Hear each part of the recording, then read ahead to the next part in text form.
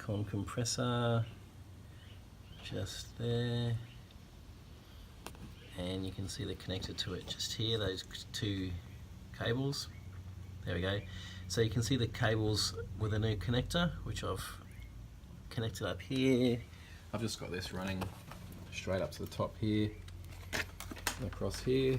So I aim to have one end of this going through the firewall, so I can have a switch to turn the compressor clutch on or off, so it's not sitting there running, well not running, but engaged 24 hours a day. And unfortunately, to get to that grommet back there, you've got to take all this shit out. Not only that, you got to take your glove box out too, because he lives back there.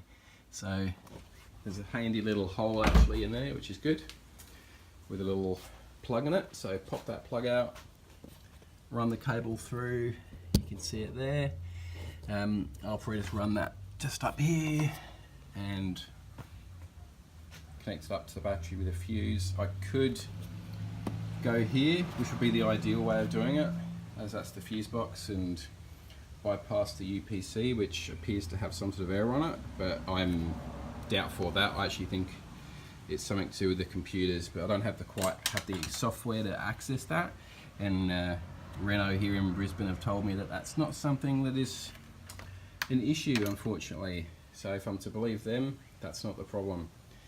They recommended I change the fan and the UPC, and what else do they recommend? I think it was the compressor for the aircon as well. And the build totaled like $2,500 fitted. Like that's like half the value of the vehicle. So why would I do that? I've tested this. I've run this directly to the battery. The compressor clicks on. The aircon blows bloody nicely, nice and cold. There's no mention here at this point. There's no issues with the actual controls on the dash.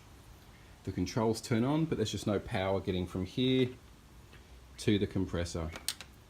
So hard wiring up, and we'll run a fuse and a switch and see how long that lasts. Hopefully no issues.